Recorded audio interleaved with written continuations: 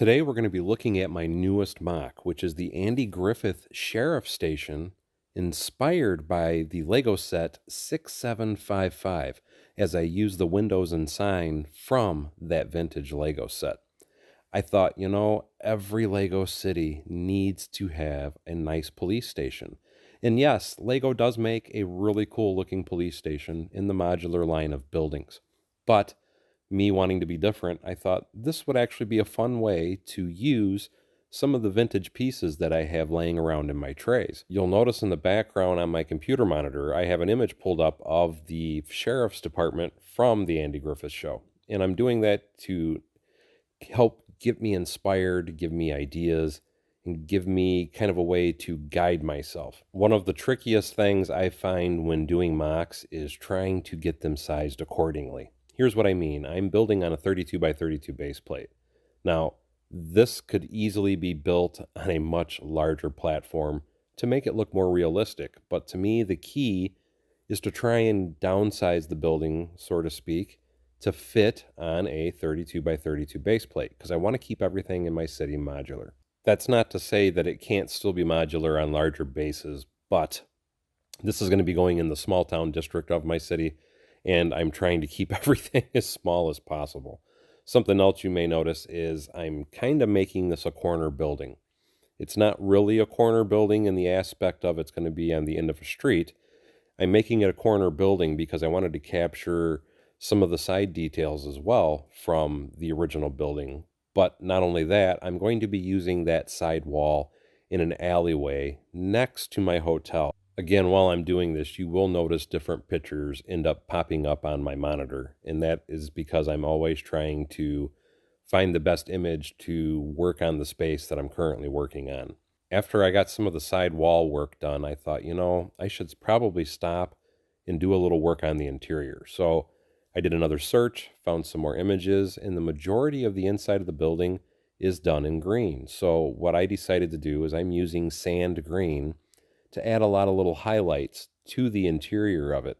And I'm honestly loving how the sand green complements the medium nougat.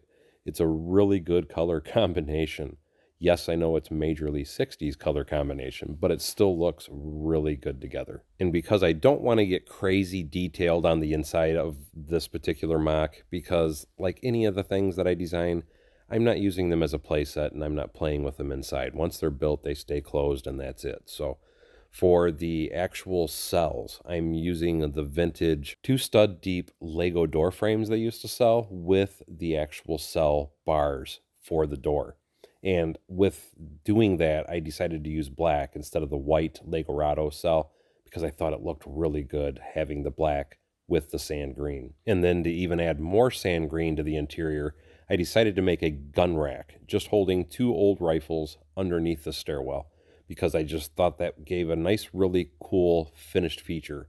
And on the original set for the Andy Griffith show, they did have a small 2-gun rack hanging on the wall. So I thought that was a really appropriate touch for the first floor. But anyway, after finally feeling that I had enough detail entered into the first floor that it would be interesting to look at through the windows of the building, I decided I was going to start finishing off all the back wall, add all the little details I wanted to do there, so we could call the first floor completely done.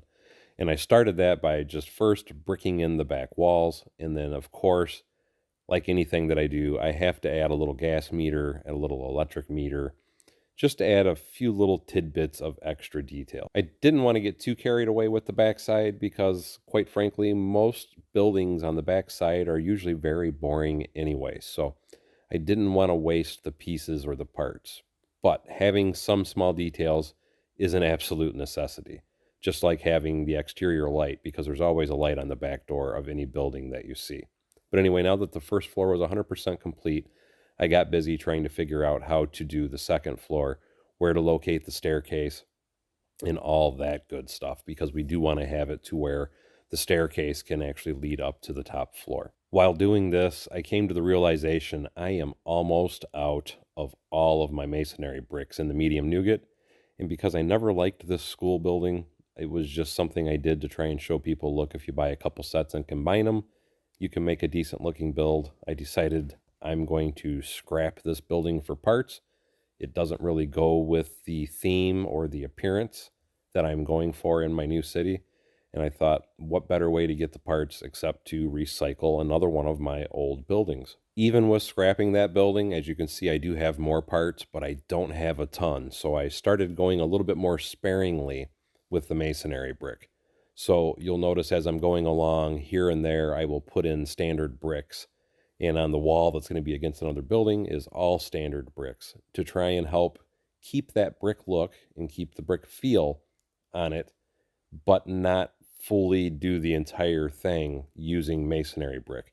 We all love masonry brick. I'm sure everybody, just like me, is dying to buy as much of it as possible, but it can be rather hard to come by. And the only place that I know you can really find it typically is on Bricklink, and it's usually not very inexpensive at all.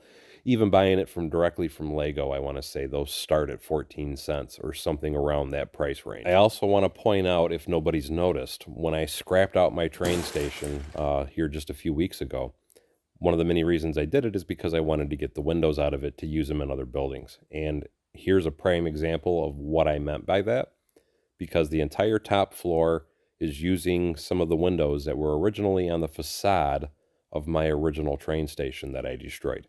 And I know a lot of people are still upset and disappointed about that, but to me, those particular windows are freaking amazing, and they help make this building look a lot more natural. Now that we're done with that particular floor, I wanted to show you real quickly the interior. Again, not a lot of details, just a few desks, a file cabinet, and then a small locker room, because you're only going to see it from the windows, and I didn't feel I wanted to spend a ton of time trying to do a lot of crazy details.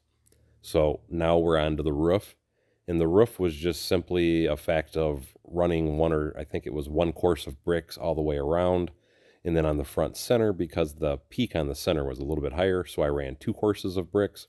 And then for everything on the facade, because I wanted it to stick forward just a little bit, I lined everything with jumper plates. And then once the jumper plates were placed, I put all the other brickwork sticking out to give it that nice, cool, finished look.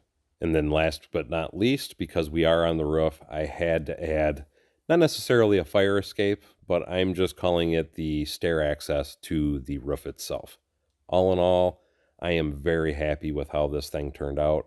I think the sheriff windows work really well with the Doc Ock windows, which is what the windows are on the top floor.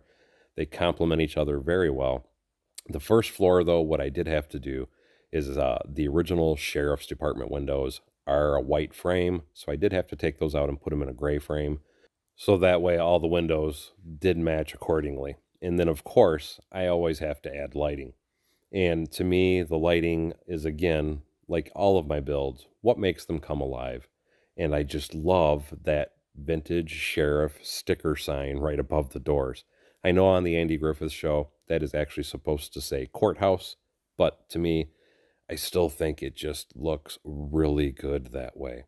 And then again, for the alleyway, it's just enough detail to make it look realistic and busy, but not too much to where it doesn't look like it belongs. And I'm really happy with how this turned out and can't wait to get it placed into my city. And if you are one of the many people that want to see my city updates, don't forget to check out my new channel, Bevins Bricks, to see this get placed very soon.